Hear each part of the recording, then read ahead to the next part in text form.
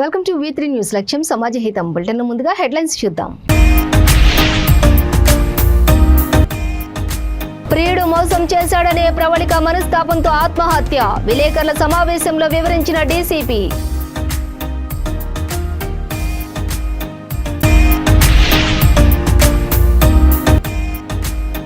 భద్రాద్రిలో దసరా ఉత్సవాలకు ఘనంగా ఏర్పాట్లు.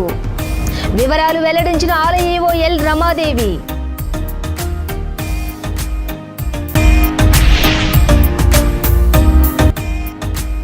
ఆస్తి వ్యామోహంలో కట్టుకున్న భర్తని నాటకీయంగా చంపేసిన భార్య. 2 ఏళ్ల క్రితం గోదావరి ఖనిలో సంచలనం రేపిన కోల్డ్ మర్డర్ను ఛేదించిన పోలీసులు.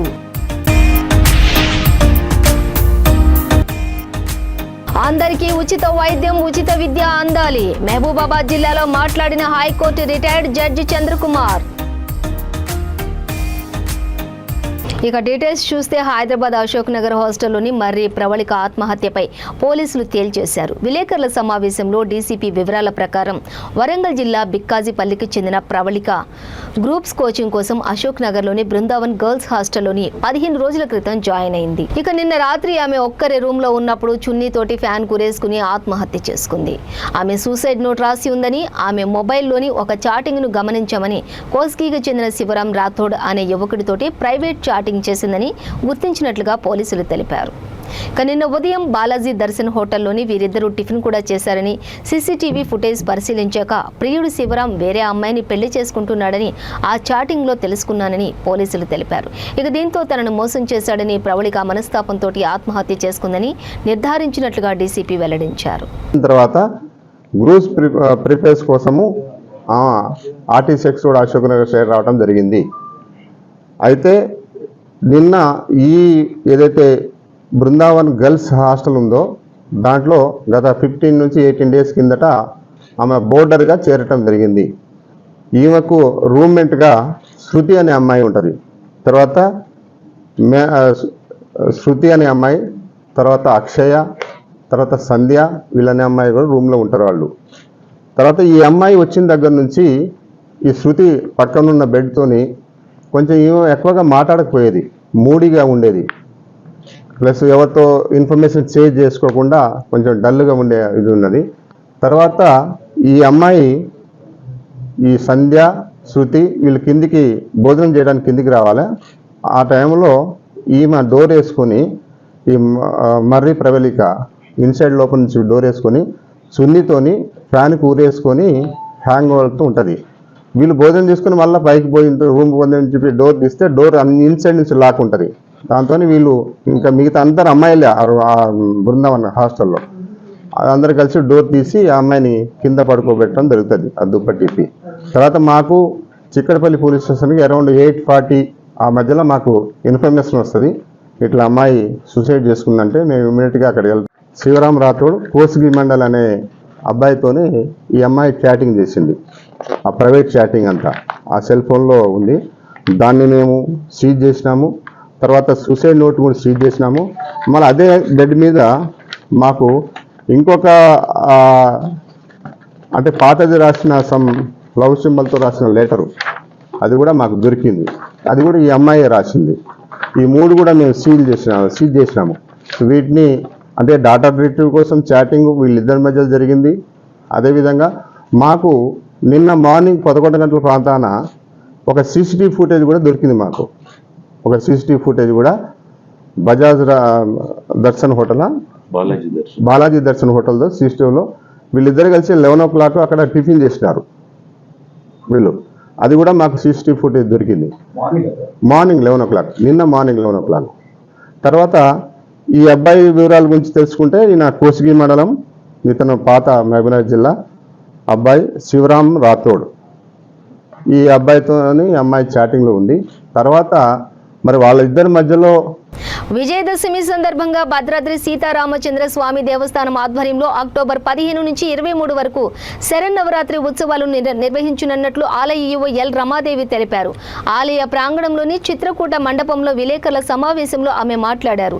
విజయదశమి వేడుకలను పురస్కరించుకుని అక్టోబర్ 24 విజయదశమి సందర్భంగా సంక్షేప రామాయణ హోమం, పూర్ణాహుతి, మహాపట్టాభిషేకం, దసరా మండపంలో విజయోత్సవం, సెమీ పూజ, ఆయుధ పూజ, శ్రీరామలీల మహోత్సవాన్ని జరపనున్నట్లుగా తెలిపారు. శరన్నవరాత్రుల్లో భాగంగా అక్టోబర్ 15వ తేదీ నుంచి రోజుకో అలంకారంలోని లక్ష్మీ తాయారు అమ్మవారు దర్శనమివ్వనున్నారని, అక్టోబర్ 15న ఆదిలక్ష్మి, 16న సంతానలక్ష్మి, 17న గజలక్ష్మి, 18న ధనలక్ష్మి, 19న ధాన్యలక్ష్మి, 20న విజయలక్ష్మి, 21న ఐశ్వర్యలక్ష్మి, 22న వీరలక్ష్మి, 23న మహాలక్ష్మిగా అలంకారంలోని దర్శనమివ్వనున్నారని ఈవో రమాదేవి తెలిపారు. అలాగే అక్టోబర్ 16 నుంచి 24 వరకు సంక్షేప రామాయణ వాహనం హవనం నిర్వహిస్తున్నట్లుగా రమాదేవి తెలిపారు. ప్రారంభమవుతుంది. ఆ టైంలో మనకు ధనుర్మాసంలో ప్రత్యేకమైనటువంటి తిరుమంజనము, ఆరాధనలు ఇవన్నీ కూడా ఉంటాయి మనకు. అలాగే 18వ తారీఖు సోమవారం పరశురామ అవతారం ఉంటుంది. 19వ తారీఖు సప్తమి జయవారం శ్రీరామ అవతారం ఉంటుంది మనకి 19వ తారీఖు. ఇది 19/12/2023. అలాగే 20వ తారీఖు బుధవారం బలరామ అవతారం ఉంటుంది. అలాగే 21వ తారీఖు గురువారం శ్రీకృష్ణ అవతారం ఉంటుంది. అలాగే 22వ తారీఖు మనందరికీ తెలుసు దశమి శుక్రవారము శ్రీ తిరుమంగై ఆళ్వార్ల పర్వతోత్సవం జరుపుకుంటాము. అయితే ఈ టైంలో 10:30కు స్వామివారికి గోదావరి నదిలో తెప్పోత్సవం, తర్వాత సాయంత్రం 4 గంటల నుంచి 7 గంటల వరకు పగల్పత్తి సమాప్తి కూడా చేసుకుంటాం మనం. అలాగే వైకుంఠ ఏకాదశి అంటే 23వ తారీఖు 23/12/2023 రోజు మనం వైకుంఠ ఏకాదశి ద్వాదశి శనివారం తెల్లవారుజాము 5 గంటల నుండి 6 గంటల వరకు ఉత్తర ద్వార దర్శనాన్ని మనం ఇస్తాం. మనం అందరికీ కూడా ఉత్తర ద్వార దర్శనాన్ని. తర్వాత 8 గంటలకు రామోత్సవం మనం ప్రారంభం చేసుకుంటాము. మళ్ళీ ఈ విధంగా మళ్ళీ కార్యక్రమాలని మొదలై శ్రీరామ రక్ష మండపంలో అంటే డిఎస్పీ బంగ్లాకు వెళ్ళడము ఇవన్నీ కూడా మనం జరుపుకుంటాము. అలాగే ఆదివారం 24వ తారీఖు హరిదాస మండపంకి వెళ్తాము, అంబాసత్రంకి వెళ్తాము. అలాగే 25వ తారీఖు సోమవారం శ్రీ గోకుల మండపం శ్రీకృష్ణాలయంకి వెళ్తాము.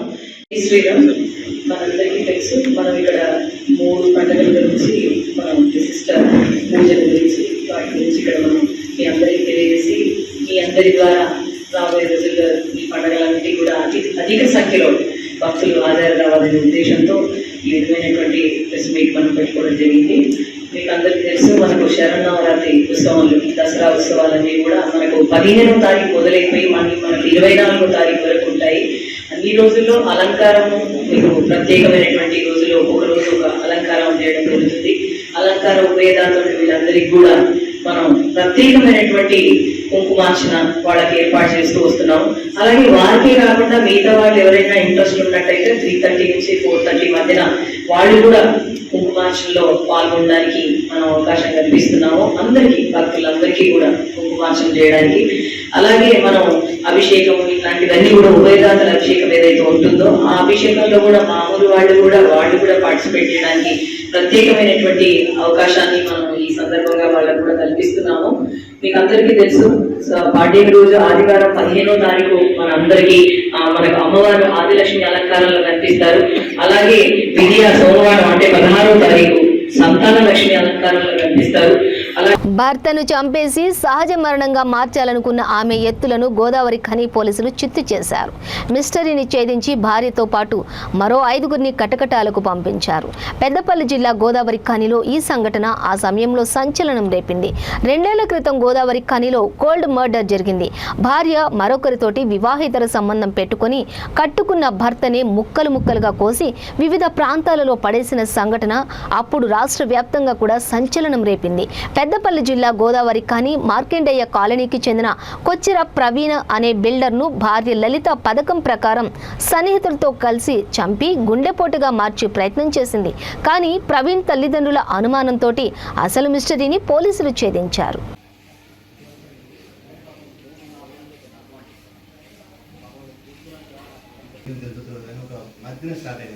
అంతకుముందు ఇంటికి వచ్చి ఊపుకున్నాం కూడా అంత మంచిగా ఉండేవాళ్ళు.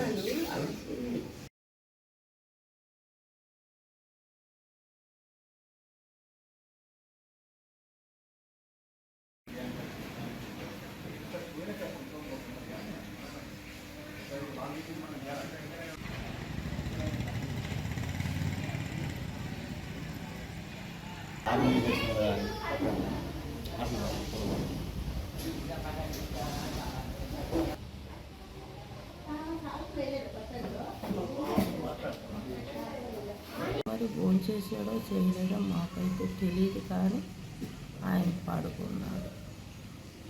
పడుకుని నిద్రపోతున్నాడో నిద్రపోవట్లేదో ఇక ఇవన్నీ మాకు తెలియదు, కానీ ఆమె ఎలా ప్లాన్ చేసుకుందో మరి ఆయన చంపేసింది. ఆయన మనుషుల్ని మాట్లాడుకుంది. 5 మగాళ్ళు ఒక ఆడామె వచ్చారు. భార్య ఏమో కాళ్ళు పట్టుకుంది, 2 చేతులు పట్టుకున్నారు. ఒక అతను బ్లాంకెట్ కప్పి దిండు పెట్టి అది వేసాడు. మరి పామును తీసుకు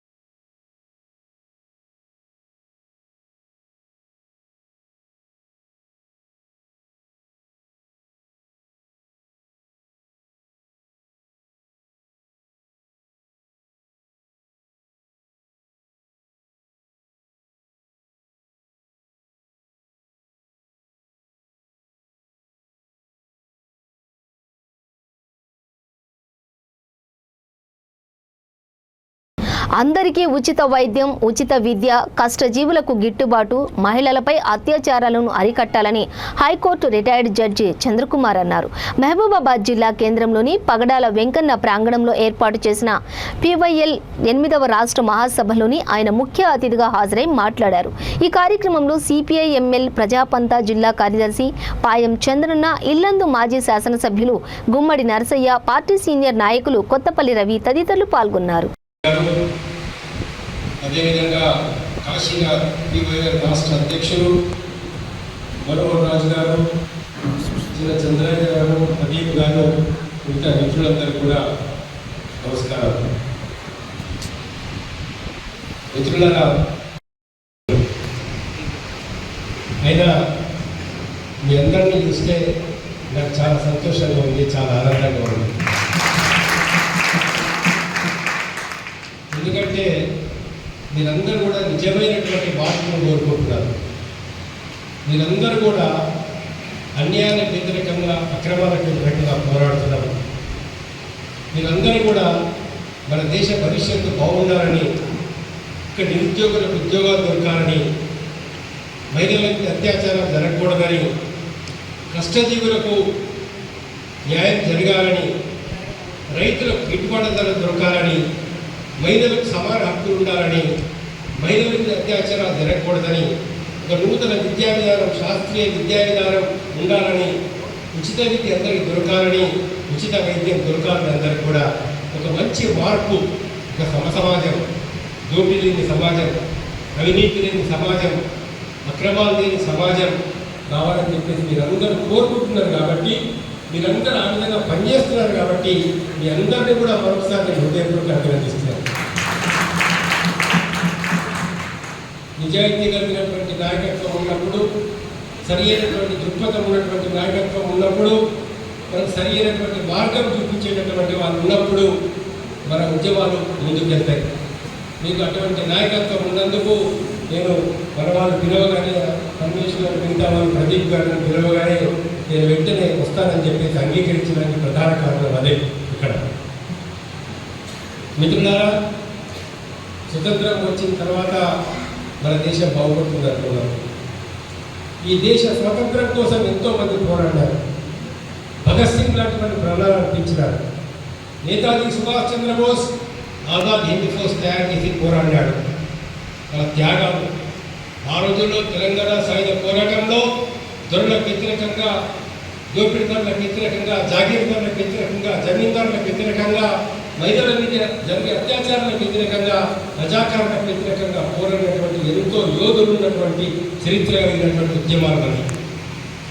ఇవాళ వాళ్ళు పోయిన తర్వాత ఇప్పుడు మనకు రాజ్యాంగం ఏర్పడి దాదాపు 74 సంవత్సరాలు అయిపోయింది.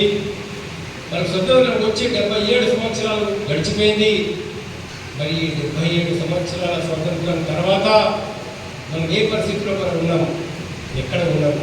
బోడుప్పల్లో సెంట్రింగ్ కాంట్రాక్ట్ అసోసియేషన్ 20వ వార్షికోత్సవ వేడుకలు. మేడ్చల్ జిల్లా municipal corporation Bommak Balayya convention హాల్లో సెంట్రింగ్ కాంట్రాక్ట్ అసోసియేషన్ బోడుప్పల్ వారు 20వ వార్షికోత్సవ వేడుకలను నిర్వహించారు. ఈ కార్యక్రమానికి ముఖ్య అతిథిగా హాజరైన మంత్రి మల్లారెడ్డికి వారు భవనాలు నిర్మించే సమయంలో ఎటువంటి ప్రమాదాలకు గురైనా కూడా వారికి 10 లక్షలు ఆర్థిక సాయం అందించాలని విన్నవించారు. అలాగే సెంట్రింగ్ కార్మికుల కార్యాచరణ కోసం భవనం నిర్మించి ఇవ్వాలని కోరారు.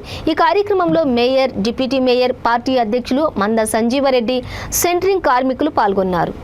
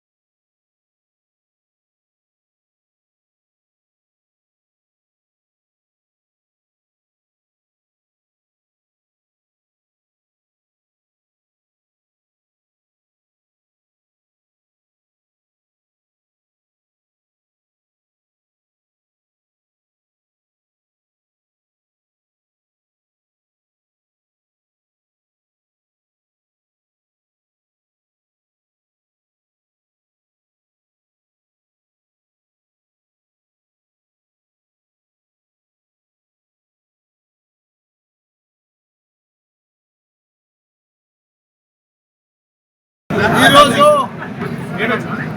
మా బోడుప్పల్ బిర్యానీగూడలో 21వ వార్షికోత్సవం సందర్భంగా మా సెంట్రింగ్ కార్మికులు అసోసియేషన్లు, జిహెచ్ఎంసీ అసోసియేషన్లు, అట్లా అదే మాదిరిగా ఇక్కడ స్థానిక సెంట్రింగ్ కాంట్రాక్టర్ల అసోసియేషన్లు వాళ్ళ వార్షికోత్సవం సందర్భంగా నన్ను పెద్ద సభ చీఫ్ గెస్ట్గా పిలిచినందుకు వాళ్ళకి ధన్యవాదాలు.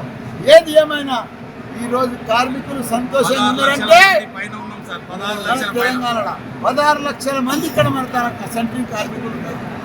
వాళ్ళందరూ కూడా కాంట్రాక్టర్లు ఉన్నారు. పెద్ద ఎత్తున గత ప్రభుత్వం ఉండే 9 సంవత్సరాల ముందు కాంగ్రెస్ ప్రభుత్వం ఉండే 10 ఏళ్ళు ఉండే 56 ఏళ్ళు పరిపాలించిన వాళ్ళే స్వాతంత్రం వచ్చేసింది.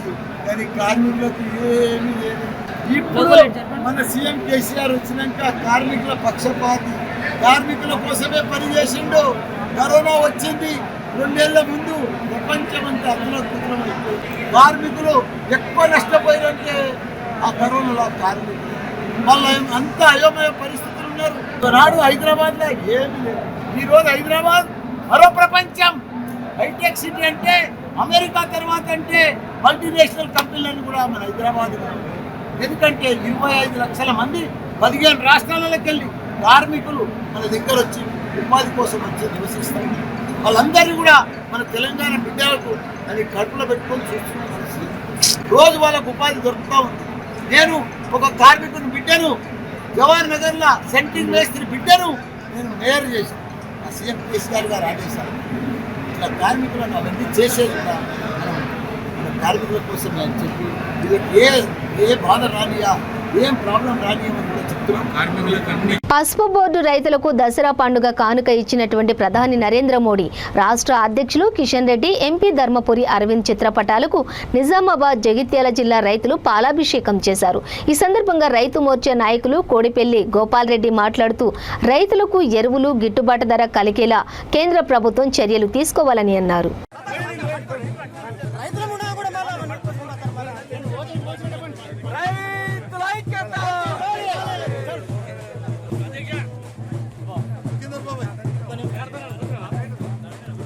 తెలంగాణ ప్రాంత రైతుల చిరకాల కోరిక, ముఖ్యంగా ఈ నిజామాబాద్ పార్లమెంటు రైతుల యొక్క చిరకాల కోరిక అయిన పసుపు బోర్డును గౌరవ ప్రధానమంత్రి గారు మొన్న పాలమూరులో ప్రకటించి ఈ రైతుల యొక్క బాగోగులు, రైతుల యొక్క క్షేమాన్ని కోరుకునే గౌరవ ప్రధానమంత్రి గారు ఈ కార్యక్రమాన్ని చేపట్టడం రైతులందరూ కూడా సంతోషించదగ్గ విషయం.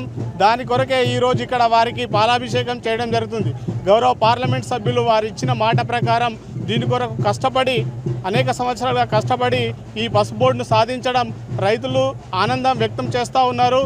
ఏదైతే పసుపు పంట ఉన్నదో ఆ పంటను పూర్తి స్థాయిలో అంటే ఇంతకుముందట్లాగా మళ్ళీ పండించి లాభాలు పొందాలనే ఆలోచనలో రైతులున్నారు. రైతుల యొక్క కష్టాన్ని గుర్తించిన మోడీ గారు మా అందరికీ కానుకగా ఈ పసుపు బోర్డు ఇవ్వడం జరిగింది. ఏదైతే రైతులకు మార్కెటింగ్ సదుపాయంలో కానీ, గిడ్డంగుల సదుపాయంలో కానీ, ఏదైతే కొత్త వంగడాలు తీసుకొచ్చి అదేవిధంగా అధిక దిగుబడులు పెంచే విధంగా రైతులకు లాభం చేకూరుస్తుందని ఈ పసుపు బోర్డు ద్వారా మేము అనుకుంటా ఉన్నాం. మద్దతు ధర కూడా ఏదైతే ధర చాలా తక్కువగా ఉండే గత 3-4 సంవత్సరాలకు ఎంతో కొంచెం ధర ఉన్నప్పటికీ ఇంకా పూర్తి స్థాయిలో రైతుకు ధర వస్తుందని భావిస్తూ ఉన్నాం. రాజన్న సిరిసిల్ల జిల్లా ముస్తాబాద్లోని అన్ని గ్రామాలలో పితృ అమావాస్య రోజున పెద్దలకు బియ్యం సమర్పించుకున్నారు.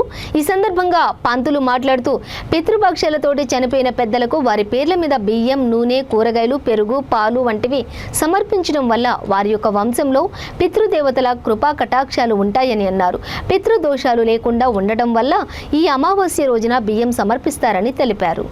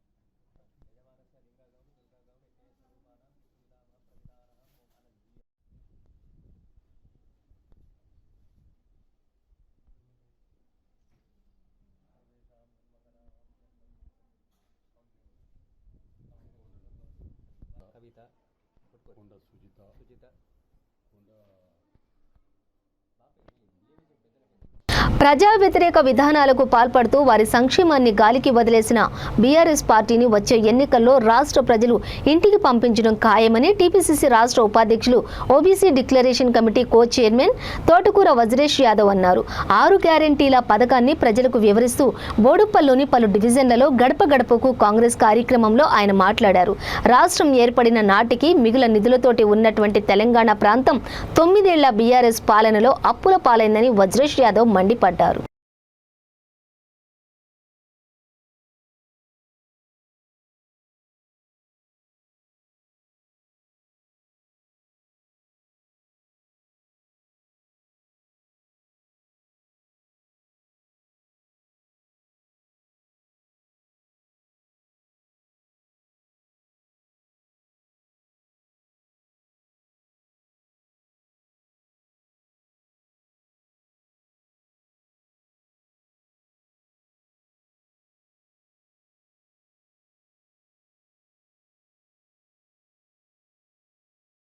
తోటకూర వెంకటేష్ యాదవ్ గారు మేడ్చల్ అభ్యర్థి, కాంగ్రెస్ అభ్యర్థి అన్నగారు ప్రతి విషయం తెలుసు. అన్నగారు మన సమస్యల గురించి, మన బాధలు తెలుసు కాబట్టి అన్నగారు మాట్లాడాల్సిందిగా కోరుతున్నాం. ధన్యవాదాలందరికీ పేరు పేరున ధన్యవాదాలు. మీరంతా కూడా ఒకసారి ఆలోచన చేయాలి. మేము గడప గడపకు ఉదయం 7 గంటల నుంచి తిరుగుతూ ఉన్నాం. మరి కొన్ని భయాల చేత కొందరు ఇబ్బంది పడుతున్న మాట మాత్రం వాస్తవం. మీరు ఒకసారి ఆలోచన చేయండి. మీ ఊళ్ళో ఇవన్నీ కూడా ఇక్కడ సంపుగట్టి అదేవిధంగా ఎన్నో సేవలు చేసినటువంటి కాంగ్రెస్ అభ్యర్థిగా నన్ను కాంగ్రెస్ పార్టీ దీవించి మీ ముందుకు వెళ్ళమని చెప్పడం జరిగింది. కనుక నేను ఒకటే కోరుతా ఉన్నాను, ఏదైతే సోనియా గాంధీ గారు తెలంగాణ ఇచ్చారు, తెలంగాణ ఇచ్చిన తర్వాత 6 సూత్రాలతోని ముందుకు వస్తూ ఉన్నాము. మహాలక్ష్మి అని చెప్పి ప్రతి మహిళకు కూడా 2500 రూపాయలు ఇస్తామని చెప్పి సోనియా గాంధీ గారు చెప్పడం జరిగింది. అదేవిధంగా ప్రతి ఇంటిలో మనం వాడే గ్యాస్ ఏదైతే ఉందో నిత్యం మనం చూస్తూ ఉన్నాం. పొంగనూరులో పండుగ వాతావరణం నెలకొంది. వేల సంఖ్యలో జగనన్న హౌసింగ్ కాలనీలో గృహ ప్రవేశాలు చిత్తూరు జిల్లా స్థాయి హౌసింగ్ కార్యక్రమంలో జరిగాయి. ముఖ్య అతిథిగా హాజరైన మంత్రి పెద్దిరెడ్డి రామచంద్రారెడ్డి మాట్లాడుతూ వైఎస్ జగన్ ముఖ్యమంత్రి అయ్యాక 30 లక్షల మంది మహిళలకు ఇళ్ల పట్టాలు ఇచ్చారన్నారు. ఈ పట్టాలు ఇవ్వకుండా చంద్రబాబు నాయుడు కేసులు వేస్తూ వచ్చారని చెప్పారు. పేదలకు ఇచ్చే ఇళ్ల స్థలాల విషయాన్ని చంద్రబాబు జీర్ణించుకోలేకపోయారని ఆరోపించారు.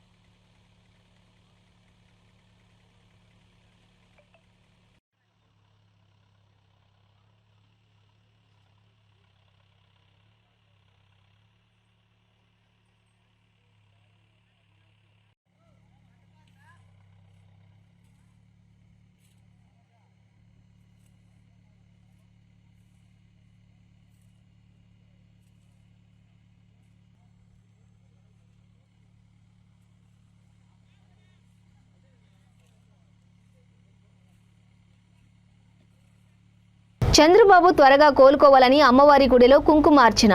మాజీ ముఖ్యమంత్రి నారా చంద్రబాబు నాయుడు జైలు నుండి త్వరగా విడుదల కావాలని, ఆయన ఆరోగ్యం బాగుండాలని, వారి కుటుంబానికి ధైర్యాన్ని ఇవ్వాలని మాజీ మేయర్ కాకినాడ జిల్లా తెలుగు మహిళా అధ్యక్షురాలు సుంకర పావని తిరుమల కుమార్ అన్నారు. కాకినాడ త్రిపుర సుందరి అమ్మవారి గుడిలోని టీడీపీ నాయకులు కుంకుమ పూజలు చేశారు. ఈ సందర్భంగా సుంకర పావని తిరుమల కుమార్ మాట్లాడుతూ చంద్రబాబు ఆరోగ్యంపై జగన్ రెడ్డి కుట్ర పన్నుతున్నారని ఆరోపించారు.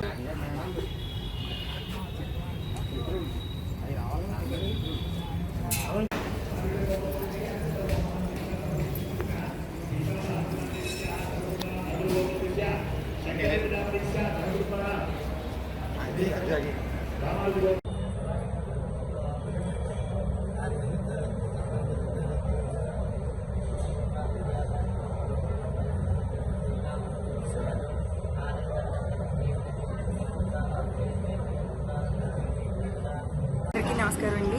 ఏదైతే చంద్రబాబు నాయుడు గారు ఆరోగ్యం పట్ల మనం కూడా నిన్న కూడా చూసాము.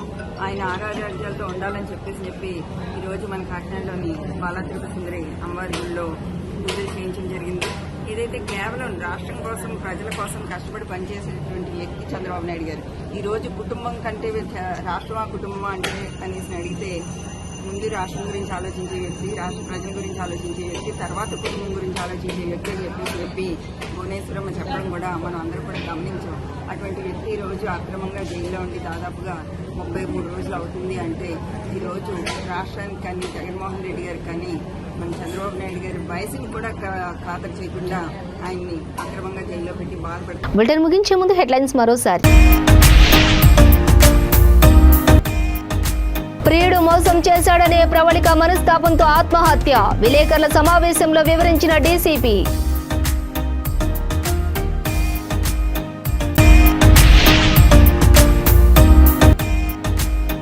భద్రాద్రిలో దసరా ఉత్సవాలకు ఘనంగా ఏర్పాట్లు. వివరాలు వెల్లడించిన ఆలయ ఈవో ఎల్ రమాదేవి.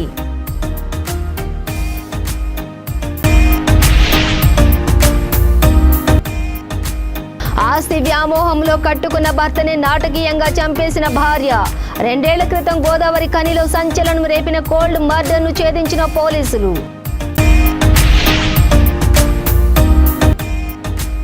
అందరికీ ఉచిత వైద్యం, ఉచిత విద్య అందాలి. మహబూబాబాద్ జిల్లాలో మాట్లాడిన హైకోర్టు రిటైర్డ్ జడ్జి చంద్రకుమార్. ఇవి బులెటిన్ డీటెయిల్స్. చూస్తూనే ఉండండి V3 న్యూస్. లక్ష్యం సమాజం.